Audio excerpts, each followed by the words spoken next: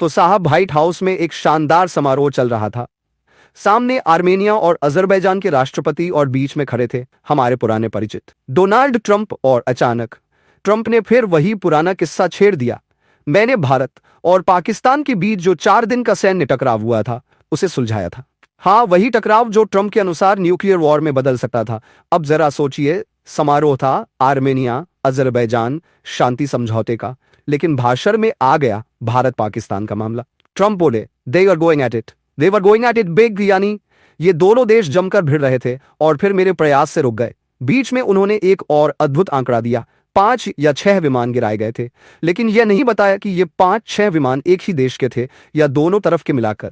और फिर उसी आत्मविश्वास से बोले as president, my highest aspiration is to bring peace and stability to the world. मतलब दुनिया में शांति फैलाना इनका सबसे बड़ा सपना है। और आज जो ये आर्मेनिया अजरबैजान का समझौता हुआ वह उनकी भारत पाकिस्तान वाली सफलता के बाद है। वैसे अगर आप भी चाहें कि दुनिया की हर न्यूज आपको ऐसे ही बिना डर, बिना लाद लपेट और बिना किसी पीस प्राइस के मिलती रहे, तो चैनल सब्सक्राइब कर लीजिए, वरना अगली बार आपके मोहल्ले के विवाद का श्रेय भी ट्रंप ले सकते हैं। ट्रंप ने फिर दोहराया they were going at it big. 2 महान नेता थे जो बड़े संघर्ष से ठीक पहले मिले और शायद एक बहुत बड़े न्यूक्लियर संघर्ष से बचे। अब आप अंदाजा लगाइए, समारोह था एक देश के समझौते का, लेकिन क्रेडिट का तीर जा रहा है भारत पाकिस्तान की तरफ। तो साहब जरा उस तस्वीर को दिमाग में लाइए, व्हाइट हाउस का चमचमाता हॉल, पीछे झंडे, सामने टेबल और कैमरों की झिलमिलाती फ्लैश, आर्मेनिया और अजरबैजान के राष्ट्रपति हाथ मिलाते हुए दुनिया को एक नया पीस एग्रीमेंट दिखा रहे हैं। और बीच में अमेरिका के पूर्व और शायद फिर से भविष्य बनने की चाह रखने वाले राष्ट्रपति डोनाल्ड ट्रंप कागज पर दस्तखत हो रहे थे, लेकिन भाषण में पन्ना पलटकर ट्रंप पहुंच गए हजारों किलोमीटर दूर भारत और पाकिस्तान के बॉर्डर पर। आज का ये समझौता हमारे उस कामयाबी के बाद है जो हमने भारत और पाकिस्तान के बीच हासिल की। यानी यहां जो स्याही लगी है उसकी कहानी शुरू होती है वहां से जहां गोलियां और मिसाइलें चल रही थी। फिर अचानक ट्रंप ने वो मशहूर लाइन मारी, they were going at it big. मतलब ये दोनों देश जबरदस्त भिड़ रहे थे और फिर वो अपनी ही तारीफ करते हुए बोले 2 महान नेता मिले और हम एक बहुत बड़े शायद न्यूक्लियर संघर्ष से बच गए। अब ट्रंप की इस कहानी में आप चाहे तो बैकग्राउंड म्यूजिक भी लगा सकते हैं, हॉलीवुड वाला सस्पेंस और बीच में स्लो मोशन में ट्रंप की एंट्री। लेकिन असलियत क्या थी? मई 10 से जब बॉर्डर पर गोलियों की गूंज कुछ कम हुई, ट्रंप ने दुनिया भर में कहना शुरू कर दिया, ये मैंने कराया। हर इंटरव्यू, हर मंच, हर मौका यही रिपीटेशन, जैसे मोहल्ले में बिजली अचानक आ जाए और कोई पड़ोसी कह दे देखा मैंने फोन करके ठीक कराया। अब इधर भारत का रुख देखिए, नई दिल्ली एकदम ठंडे बिना इमोशन के प्रेस कॉन्फ्रेंस में बार बार कह रही थी कोई तीसरा पक्ष नहीं, कोई अमेरिका नहीं, कोई ट्रंप नहीं।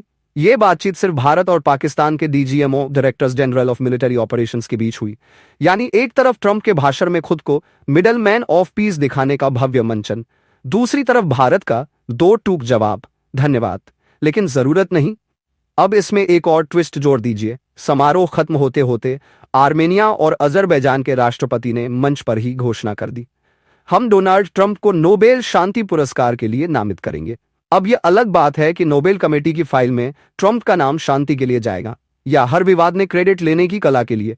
सोचिए उस दिन व्हाइट हाउस में कितनी परतें थीं इस कहानी की, कागज पर एक समझौता, भाषण में दूसरा समझौता और दिमाग में तीसरी कहानी का श्रेय। दर्शक भी टीवी स्क्रीन के सामने सोच रहे होंगे ये कब हुआ कि ट्रंप ने भारत पाकिस्तान के बीच न्यूक्लियर वॉर रोक दिया और हमें पता भी ना चला। असल में भारतीय जनता के लिए यह दावा वैसा ही था जैसे कोई आदमी शादी में घुसकर कहे ये पूरी दावत मेरी वजह से है। मेहमान मुस्कुराते हैं लेकिन थाली में खाना फिर भी मेजबान का ही होता है। और भारतीय सेना भी इस श्रेय यात्रा में पीछे नहीं हटी। कई वरिष्ठ अधिकारियों ने मीडिया को बताया कि पाकिस्तान के साथ जो सीज फायर हुआ वो हमारी रणनीति, हमारे दबाव और हमारी जीत के बाद हुआ। ट्रंप का नाम चर्चा में भी नहीं था, लेकिन ट्रंप के भाषण में वो ऐसे बैठे थे जैसे 2 देशों के प्रधानमंत्री बिना उनकी मर्जी के उठकर पानी पीने भी ना जाएं। और ये भी कहा we save them from nuclear conflict, यानी हम उन्हें न्यूक्लियर तबाही से बचा लाए। अब मंच बदलता है, व्हाइट हाउस की चमक दमक से हम चलते हैं बेंगलुरु के एक लेक्चर हॉल में जहां भारतीय वायुसेना के air chief marshal A P Singh खड़े हैं। बिना तामझाम, बिना किसी नोबेल के वादे, बस तथ्यों के साथ वो साफ कहते हैं सीजफायर का फैसला भारत का था और इसमें किसी बाहरी हस्तक्षेप का नाम तक नहीं आया। यानी ना कोई व्हाइट हाउस का फोन, न कोई मध्यस्थ की चिट्ठी, न ही ट्रंप का पीस मिशन। AP सिंह ने इस संघर्ष को हाईटेक वॉर कहा, एक ऐसा युद्ध जिसमें सिर्फ 80 से 90 घंटे में पाकिस्तान की सैन्य मशीनरी को इस कदर चोट पहुंचाई गई कि उसे खुद ही मेज पर बैठना पड़ा। ये 80-90 घंटे किसी हॉलीवुड स्क्रिप्ट के स्पेशल इफेक्ट्स नहीं थे, ये वो सटीक हमले थे जिन्होंने उनके एयरबेस और कमांड सेंटर की सांसें रोक दी। उन्होंने गिनकर बताया, कम से कम 5 पाकिस्तानी लड़ाकू विमान गिराए गए, एक बड़ा एयरक्राफ्ट भी ढेर किया गया और साथ ही उनके अहम ठिकानों को निशाना बनाकर तबाह किया गया। अब इसे आप न्यूक्लियर वॉर से बचाना कहेंगे या एक तरफा दबाव बनाकर जीतना, क्योंकि भारतीय वायुसेना के अनुसार पाकिस्तान की ट्रूस वाली पेशकश मजबूरी का कदम थी और भारत ने अपनी शर्तों पर उसे स्वीकार किया।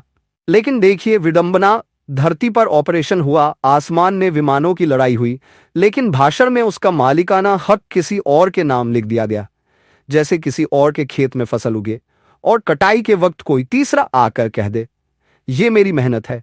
और इस सब के बीच भारतीय पब्लिक का चेहरा सोचिए। उन्हें पता है कि उनके पायलटों ने उड़ान भरी, हमला किया, वापसी की, उनके सैनिकों ने बॉर्डर पर न सिर्फ मोर्चा संभाला बल्कि हालात पलट दिए। फिर भी टीवी स्क्रीन पर कोई कह रहा है we prevented a nuclear conflict.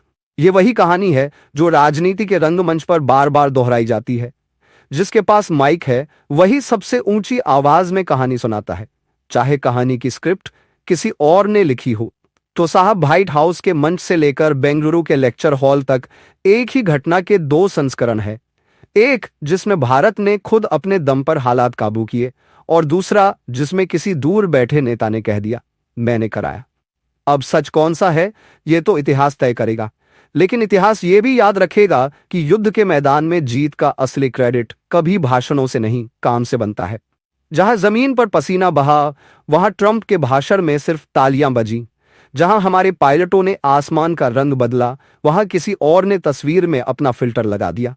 अब ये आप तय करिए, आपको सच सुनना है या वो संस्करण जिसमें हर जीप की सेल्फी ट्रंप के मोबाइल से निकलती है। और हां, अगर आपको लगता है कि ये कहानियां सुनते सुनते असली मेहनत करने वालों की आवाज दब न जाए, तो इस चैनल को सब्सक्राइब कर लीजिए, वरना अगली बार आपके घर की चाय भी ट्रंप की उपलब्धि बताई जाएगी।